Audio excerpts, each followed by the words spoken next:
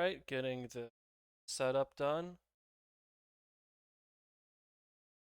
Here we are. Testing, testing, testing. Audio seems about right. Turn the game down.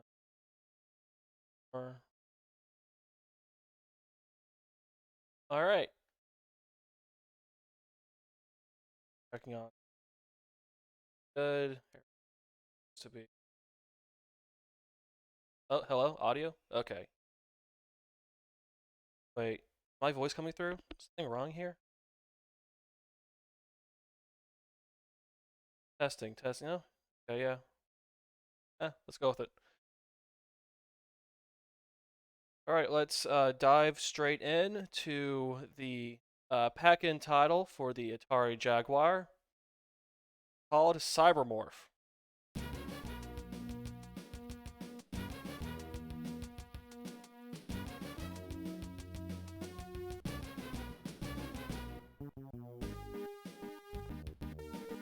So this game was first packed in with the Atari for its initial launch in 1993. And because this is a cartridge-based system, you get immediate loads, which, gotta say, not used to. So the game just immediately dumps you in with, without any ceremony, to the first zone. There are 5 of these zones in the game. Each one has 8 planets. 8 planets. A planet is a level. So let's start off with a easy level here. We'll get a little bit of text for each level. But let's just go right in. Good luck. So here we are in our Griffin, I think it's called. Anyway, it's a plane that shoots. So you fly around, you can throttle up, throttle down, and shoot. Ouch. Getting into combat is usually not advisable because you can't refill your health during a level, and you only have so many lives. Well done. Good work. And also, this game runs like poop, as you can tell. The draw distance is almost nothing. The frame rate is stuttery. There is some charm to the simple polygons going on here. These basic shapes. And the fact that they are able to do like an open level like this. There is something there. But it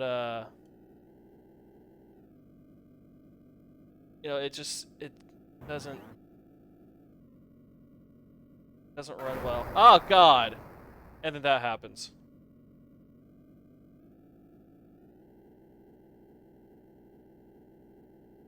So you die super easily.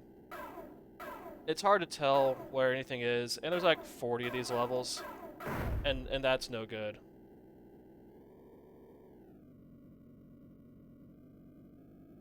But yeah, the main gimmick going on here is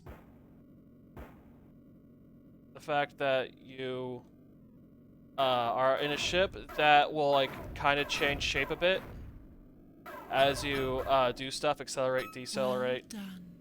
Portal now open. It does like that, it goes like that. That's basically the gimmick here. There are some power-ups at some point in the game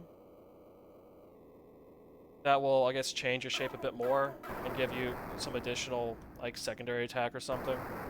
But I'm running through all my lives. Ouch. So yeah, you don't have a lot of situational awareness going on inside the levels themselves. The computer lady has only like a couple, like half a dozen things to say. She's most famous for making fun of you when you crash into something. But if you're good like I am, you're not going to crash into stuff and get that line. Otherwise, she has nothing interesting to say. As you notice, the levels don't have any music themselves, actually, which Good work. prevents the existence of any kind of atmosphere whatsoever. And this is a early flight combat game, so you have a max ceiling of like, I don't know, 20 feet off the ground. Like there's no good way to shoot things that are on the ground other than just going to ground level. Go to ground level, you run the risk of hitting terrain, which sucks. Good work. Oh, and the frame rate is not particularly stable, as you saw there.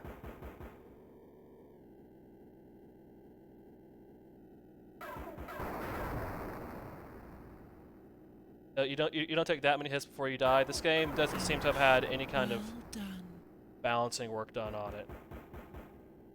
This game isn't like too terribly well considered. At least that's the feel of it. And the developer attention to detail. I think there was like some guy. I think they were like just some guys in a barn in England somewhere. One of the level designers they got for this was a level designer on the Bubsy games, which should tell you everything you need to know about the lineage of this thing. Portal now open. Yeah, there's 40 levels of this. Not a whole lot of variation going.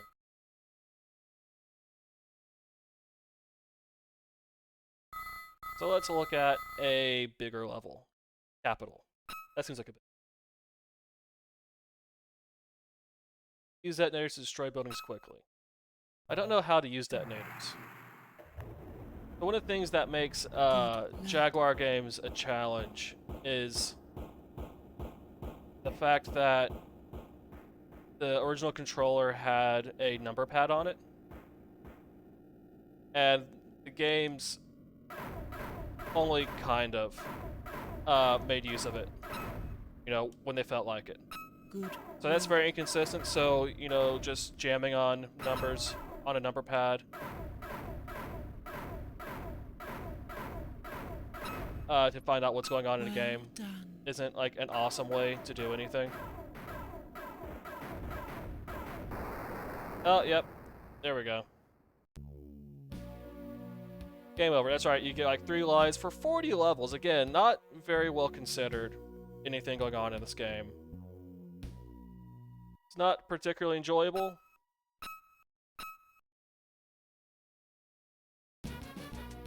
There's this one music loop here. And yeah, it kind of sucks. Kind of boring. But it's also one of the most widespread Jaguar games, because it was the pack-in. There isn't really anything else more to see or say about it. What you just saw is the game. And so in that spirit, let's move on to the next game. The only other game available on launch day, besides Cybermorph, is Trevor McFur in the Crescent Galaxy.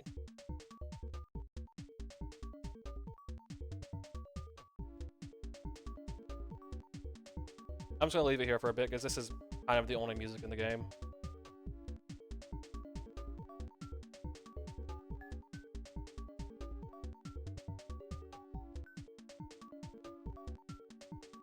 Alright, let's move on. So, this is a horizontal shmup with 5 worlds. Each world has 2 levels, like an asteroid belt level and like a cave level. So you do, and each level has a boss at the end. So each world, 2 levels, 2 bosses, and kind of like they're very similar between the worlds, and then you have the end. If you're good at this game, it's like half an hour to beat. But if you are like me... Oh, before we do that, there is writing in this game. Corporal McFur, this is General Patent.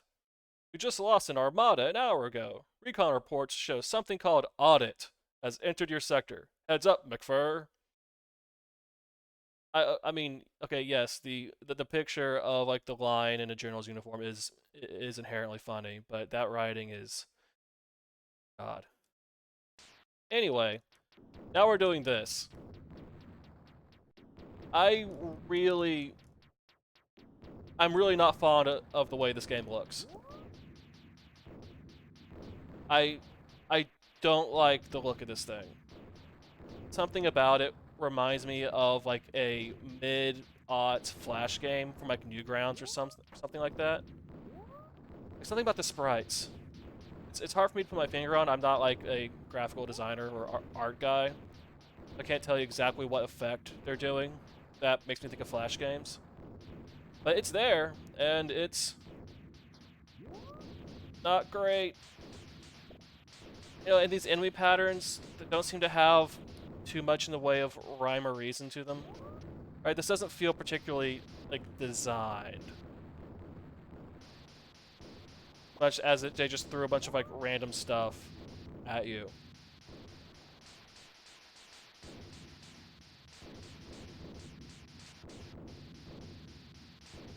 You know, so it's not like one of the shmups that you might be familiar with. You know, like the Raiden or Darius or Gradius series. You know, where there's an intentionality to the enemy waves.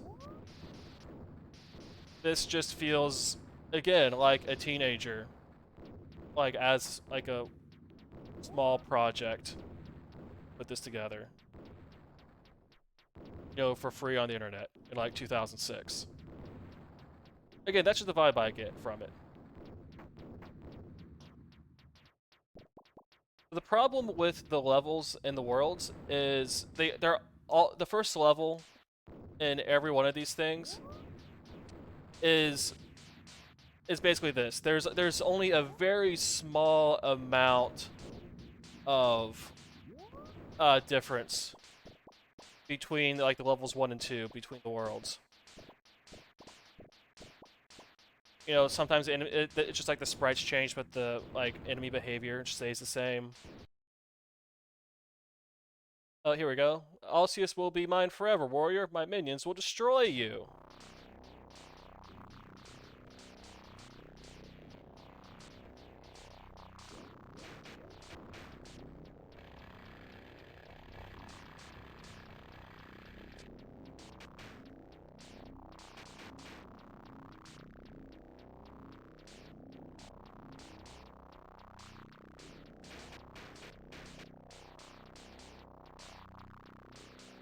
Yeah, like, do you see what I mean about this being kind of like an amateurish game?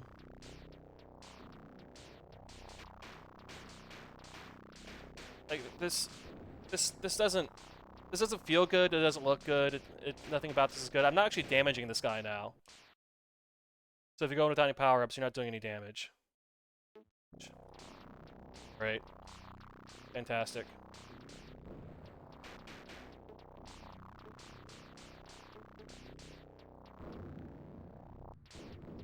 There we go. So that sucks. And now we're on to the second half of this world. Oh, here we go. Cutter, it's Trevor. Don't get caught in my dust as I take on this desert moon. This is going to be like taking kibbles from a kid. McFur over and out. Okay, so I guess that's Trevor McFur. And we're talking to someone named Cutter. I guess. And yeah, so the second levels are always some kind of planet, surface level, with like a bunch of crap in the foreground. That makes you think, wait, am I going to run into this? Is this anything at all? Or is this just like a whole bunch of bullshit?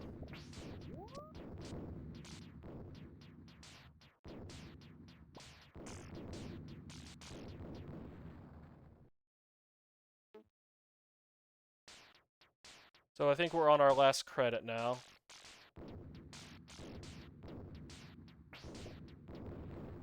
Oh, there we go. And yeah, this just looks and feels terrible. Right, this was very mediocre even for the time.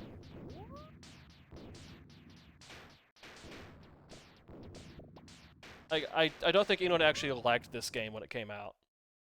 That's the level of thing we're dealing with. And now it's permanently game over. Not even any names with the scores. I didn't make a high score. Oh well. You know, this thing isn't really worth getting good at. So having this piece of crap along with Cybermorph as the two launch games is really cursed. Like, that's not a good place to be. New console. Even in 1993, which was a slow year for video games. You know, both of these things could be compared to Star Fox, which came out the same year in different ways. You know, Star Fox is a better polygonal game than Cybermorph. It's also a better, like, furries in space game than Trevor McFur. So, like, real 5 out of 10 energy in all of these games are. But those weren't the only things to come out in 1993. You also had 2 more games, which are ports from other systems. The first one being Evolution Dino Dudes. Really quiet for some reason. So this is a renamed port of an Amiga game called The Humans. Let's start off here. 1. So you'll see immediately that this game looks kind of like Lemmings. It plays a little bit like Lemmings as well. It's a puzzle game where you have some guys, little guys on a level. These little guys, they walk around. They can do various roles. So first level, only have access to 2 roles, which is the default don't do anything roll, and then the human ladder roll. And you have to switch between guys.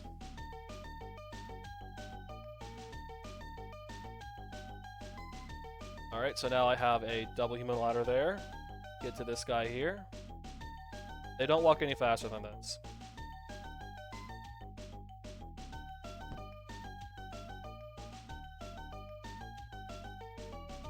Right, you have this 4th guy here.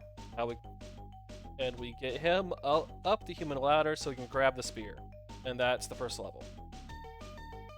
So there are different roles the individual dudes can have, and that's determined by items that they pick up.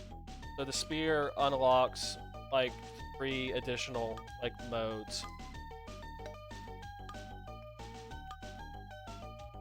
which we'll see in the next level. There's also a weird lives system at play here. So the game will tell you, hey, you have 12 members of your tribe, and you will need X number of Dino Dudes to start a level. If your tribe members are less than the number you need to do a level, game over. But because there's a password for each level, you can just restart with the password, and you lose your score. That's how that works. So now we have a spear. We have a few different modes. This one is the least useful right now, just a poking. You can also throw the spear or use the spear to jump. This is a little bit finicky. You hold down the A button to jump like that. Jump doesn't feel great. Also, like, bullshit like that can happen.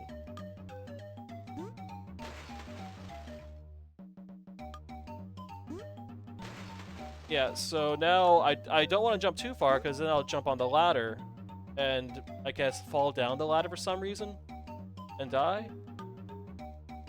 But if I'm too far away, I don't make the platform. So this feels terrible.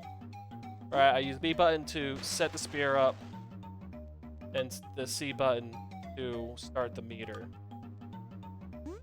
But like, you don't put a jump where you have to be on like the very last pixel of the platform in your second level. You see, I've already failed because I won't have enough dudes left to start the next level. That's right. Yeah, see, fuck that. What's that?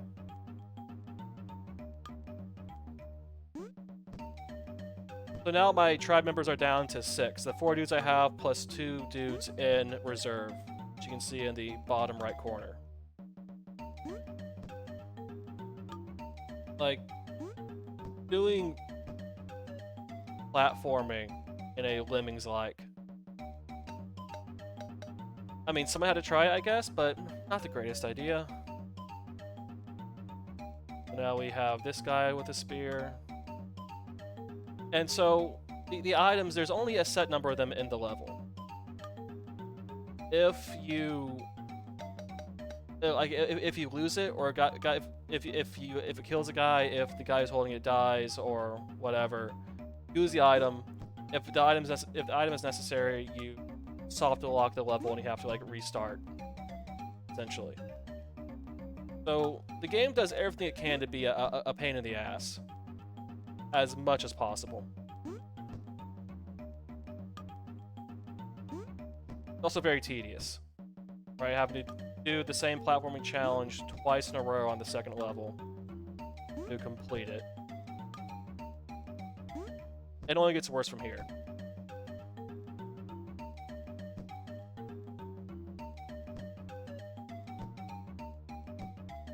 Well, this should be working. It doesn't.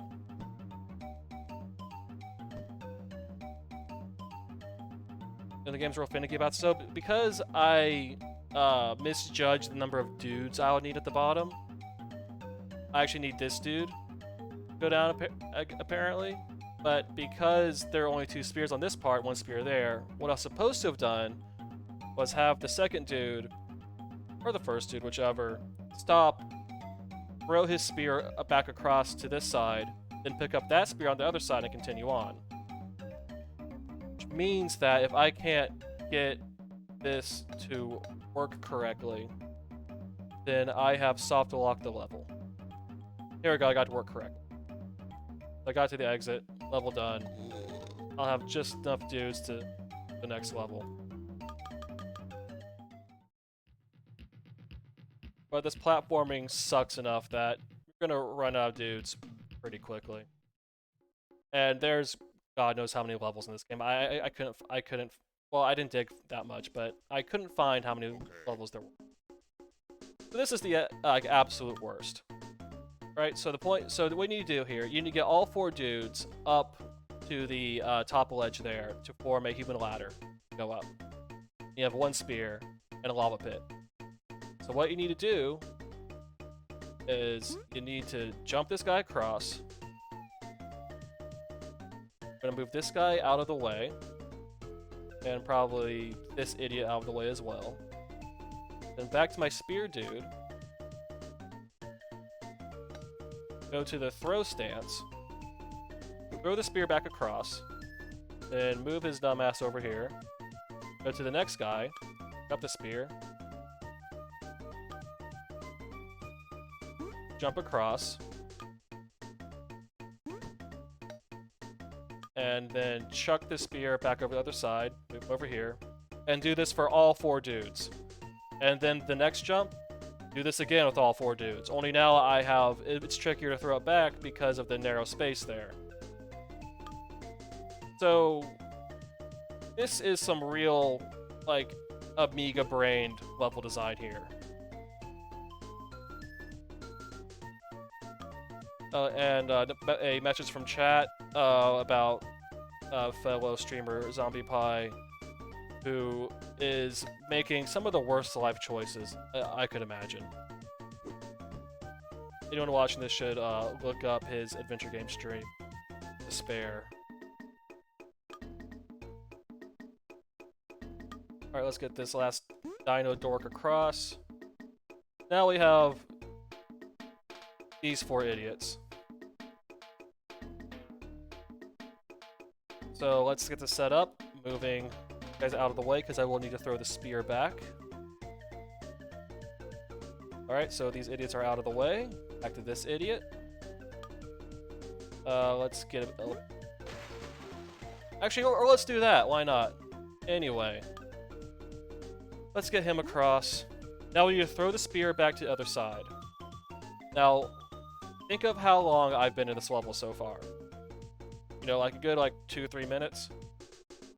Now let's see if we can throw this spear.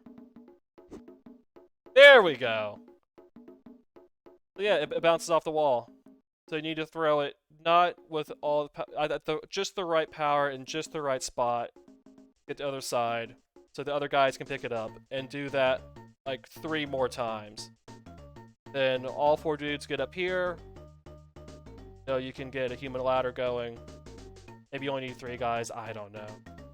I didn't make it that far because, you know, spending 3 minutes to set up that spear throw, and then having that throw fail, and not being able to do a damn thing about it. It's not worth it. None of this is worth it. Nothing about this game is worth the effort. This was apparently one of the more successful Lemmings clones on the Amiga back in the early 90s, which I don't consider to be any kind of vote of confidence. Yeah, I can restart the level, but I don't get any dudes back. And, you know, I'm starting over from scratch here.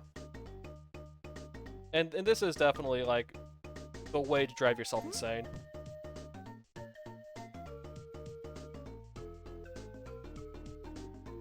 But when people tell you that there were good games on the Amiga, remind them of the Humans or Evolution Dino Dudes.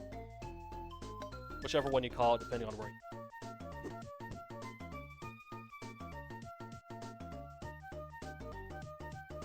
because if this isn't proof that the Amiga was a mistake, then nothing is.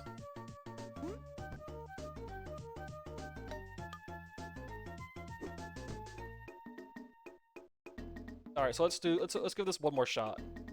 Let's do this multi-minute setup here, and give this one more try.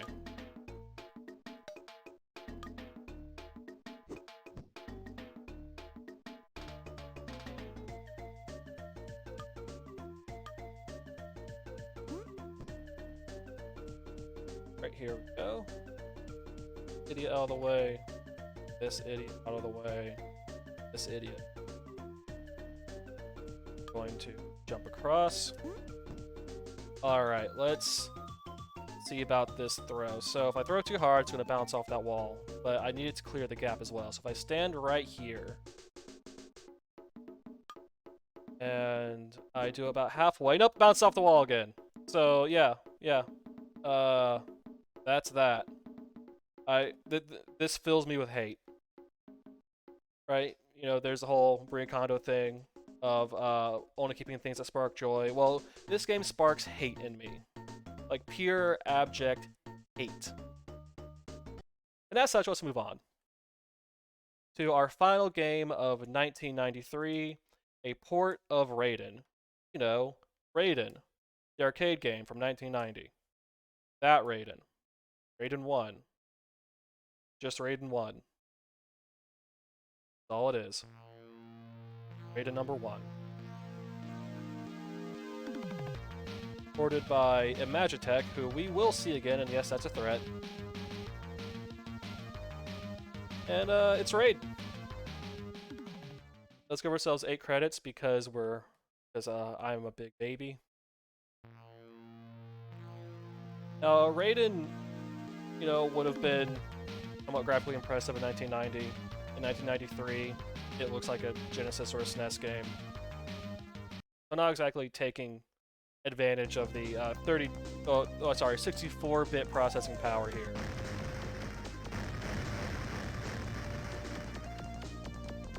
Also, aspect ratios are hard, which is why a full third of the screen is taken up by that sidebar.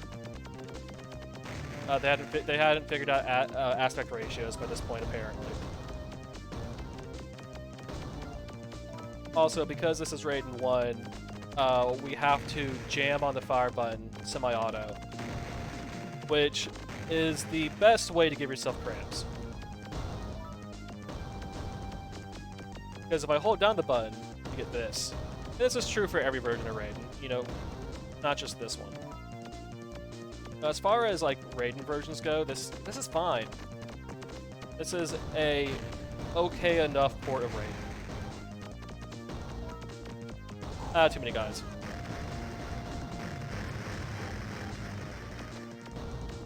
You know, the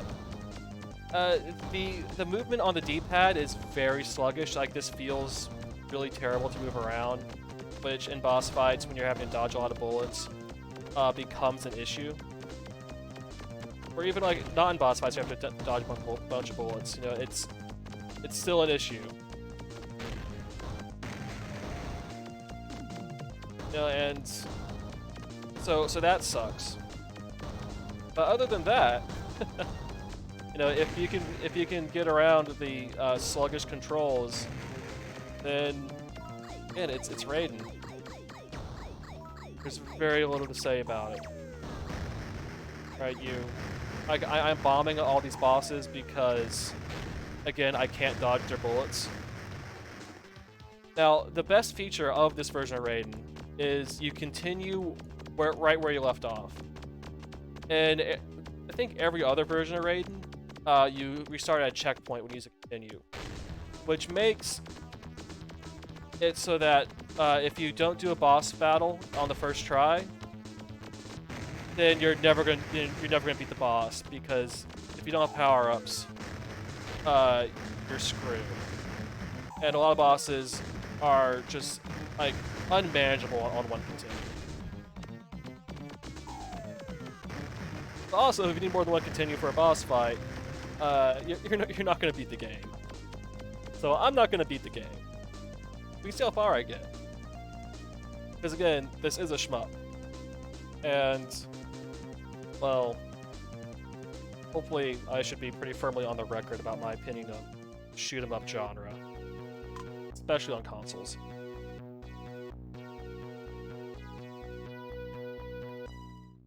And if I run out of things to say about this game, I will get into that. Fill space. You know, like, music's fine. You know, this looks like a 1990 arcade game. About. It's not at all inspiring as a launch season release for a new console, though. A new console that claims to be 64-bit.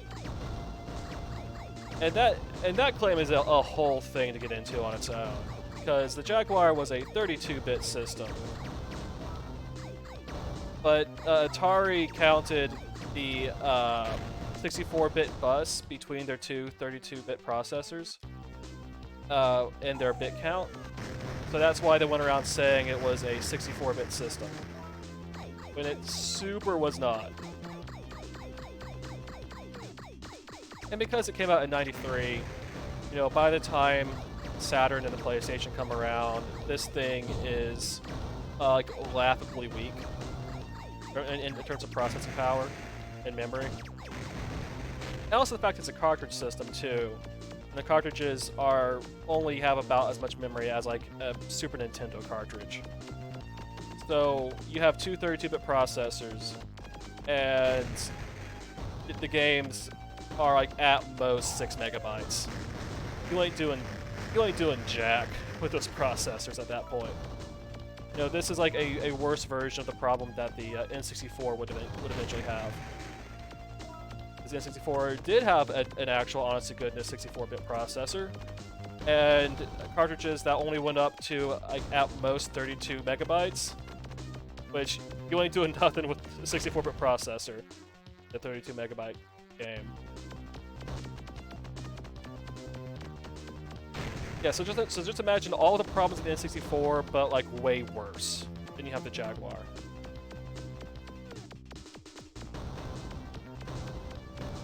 And yeah, I'm going to eventually run up continues in this game, because it's Raiden. And then that'll be it for 93. That's it. That's all there was in 1993. Which is very little, but the Jaguar didn't have a full release that year.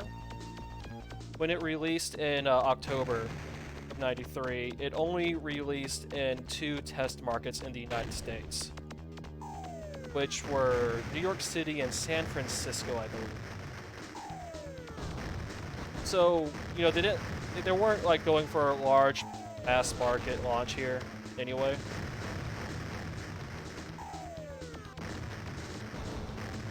Only having 4 games on shelves for that holiday wasn't the end of the world, I guess.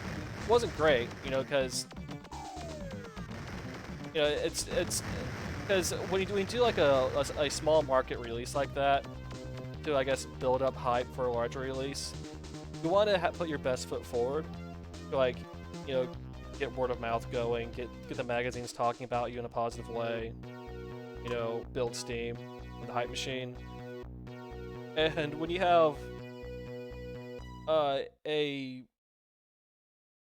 when the pack-in title is Cybermorph, which is the definition of underwhelming, and then you have like a bad horizontal shooter, those are your exclusives, and the only other 2 games are a bad Amiga puzzle game and then a 3-year-old Japanese shmup. That's not encouraging for a new console.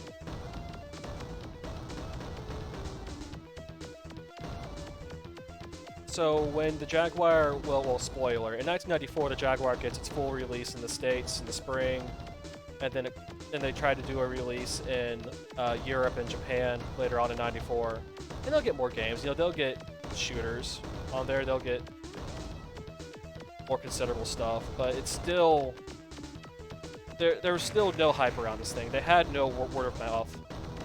No one cared. And if you ask me, it's because they didn't show anything worth caring about in that initial release.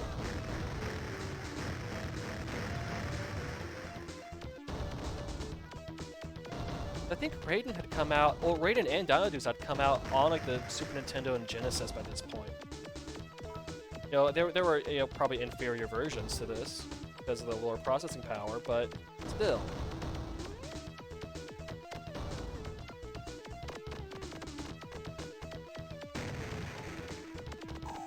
I'm also not sure how many levels there are in Raiden. I've only ever made it to level 6 before. And I'm probably not going to get that far today. Oh, this is the boss. Oh, dodge right into that.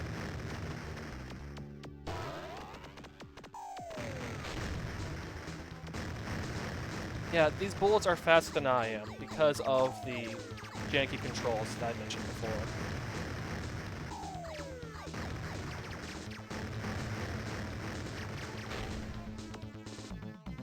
You know, of course, my own reaction times are substandard as well. So, like, my own poor reaction times combined with the sluggish movement of the ship means I ain't dodging anything here.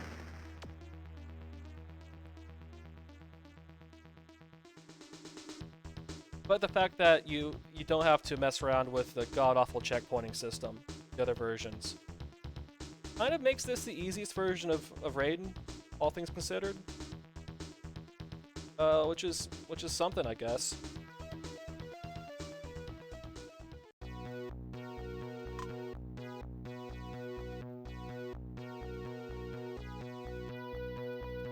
And there's going to be a lot more to say about the Jaguar as go on into 94 and 95 releases, and just what happens to Atari after this. And this, all of these launch season games have a kind of, like, how do I put it? They have like a very slapped together quality about them. You know, like, the developers of Cybermorph were just, you know, some guys in Britain somewhere. Like half a dozen guys. Trevor McFur is also like some guys in a barn that someone at Atari knew. Actually, no, it was someone at Player 2 knew. Because Atari didn't even design their own console. They hired out some guys who had been designing failed consoles in Britain for a while, designed this thing. And then Atari didn't even manufacture this. They reached out to IBM to manufacture it. So they're basically doing the 3DO thing of like low cost licensing, manufacturing, but like somehow even cheaper and even more shoddy than 3DO is doing it. Like there is a certain like informal quality to everything that I've read about how the Jaguar business worked.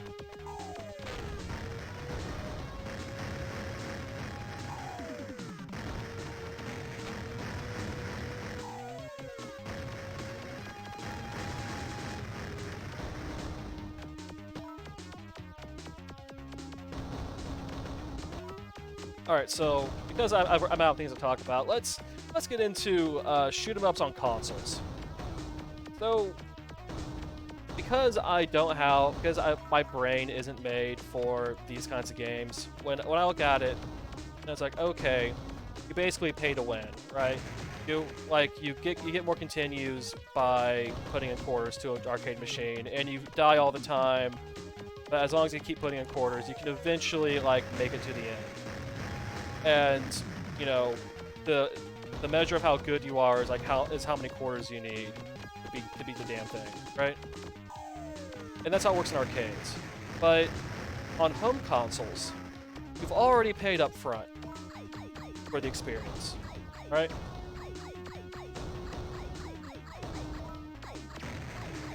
So if you've already paid up front, then you should get, you know, as many continues as you can possibly want. And the fact that you are gated with like some set number of continues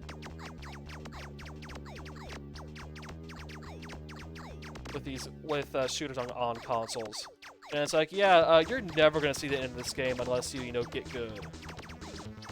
It seems like antithetical to like what they should be doing. And yeah, easiest boss right here. You just stand in the middle and not get hit.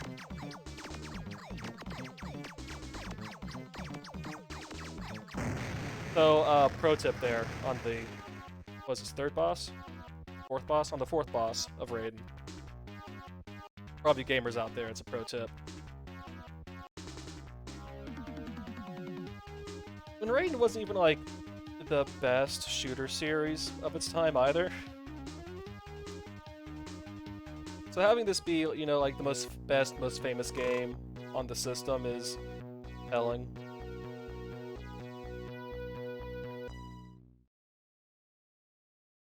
But anyway, the way I see it, you should get as many credits as you could possibly want if you're playing a home version of a shoot 'em up. Right? Yeah, you have the option. You could have like 2, 3, 8, or whatever credits. It should just be like an infinite credit option there. Like, yeah, you can have, you know, if you want to, like, you know, do some practice, you know, get good, see, I don't know, additional content or something, you choose one, you know, like a limited number of credits to have. I don't know, if you just want to dick around and, like, get some practice in. Infinite credits, why not? Right? And, like, no one does that. Like, that never happens in these things.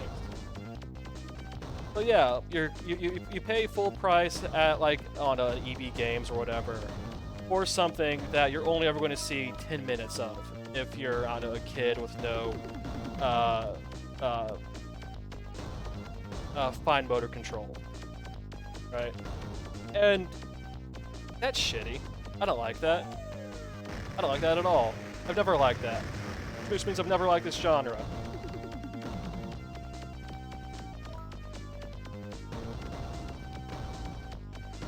Which is why only suckers actually pay for shoot 'em ups.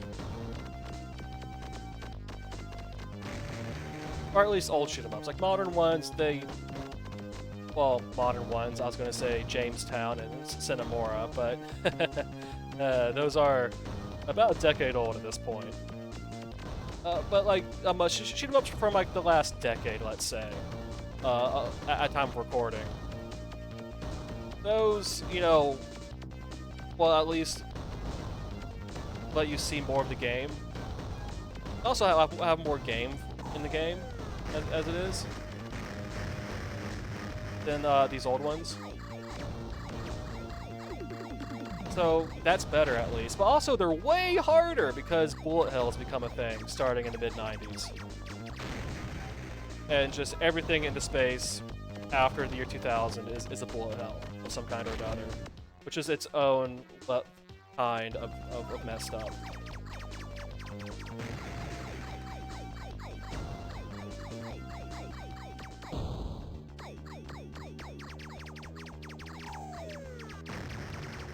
Yeah, no respect for this genre whatsoever.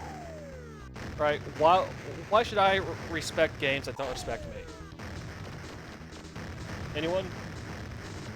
No one has an answer to that, right? Because there's no answer to that.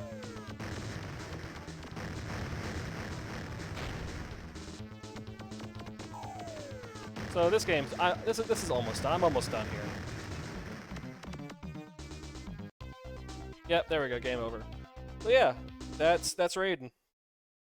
You can just play on the first few levels over and over and over again until you get good.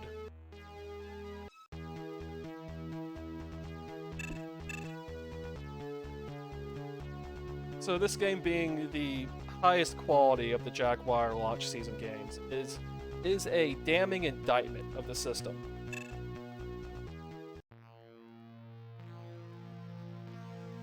And it makes perfect sense why no one took this thing seriously when it came out.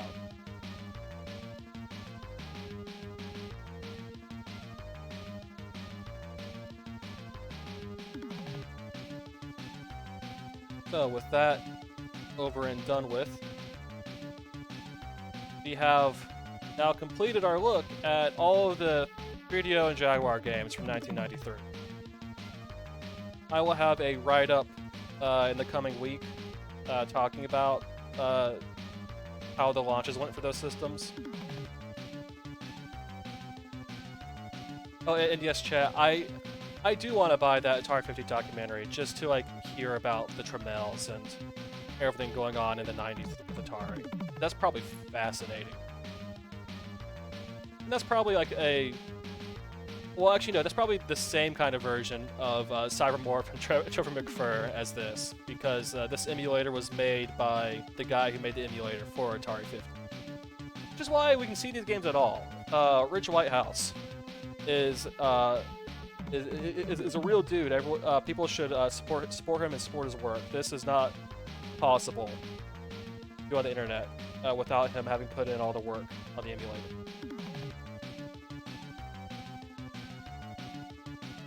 But anyway, yeah, so a write-up will be on my website, 5thgengaming.blog, and giantbomb.com in the coming week, talking about the 3DO and Jaguar 93, how that went for them.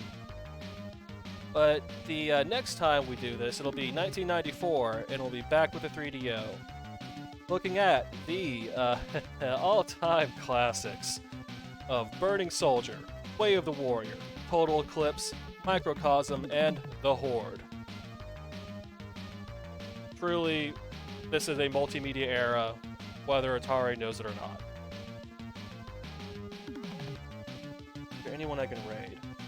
Oh, let me check. I should have looked that up before closing out. That would have been the smart move to make. Just listen to this music for a little bit.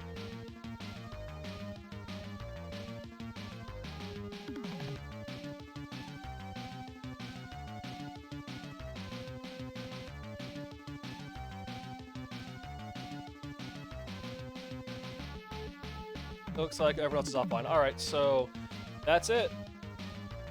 Catch you next time, gamers.